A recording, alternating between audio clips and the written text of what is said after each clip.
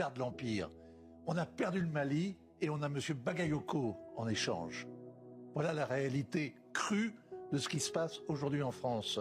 Vous avez un maire malien à Saint-Denis, mais la France, elle est... Non, vous avez un maire français. Un maire, oui, mais d'origine malienne à Saint-Denis, mais vous êtes indésirable au Mali. On a été chassé du Mali. D'ailleurs, j'ai vu que...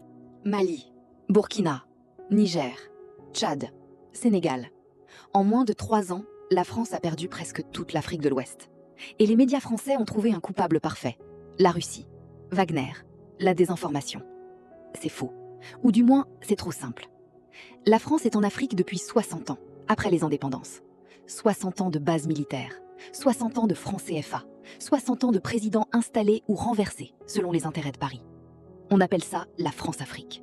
Et ce n'est pas un complot, c'est de l'histoire documentée. Quand les populations africaines rejettent la France aujourd'hui, elles rejettent 60 ans d'humiliation, pas une vidéo TikTok russe. La question n'est pas pourquoi la Russie gagne. La vraie question c'est pourquoi des millions d'Africains préfèrent n'importe quoi à la France.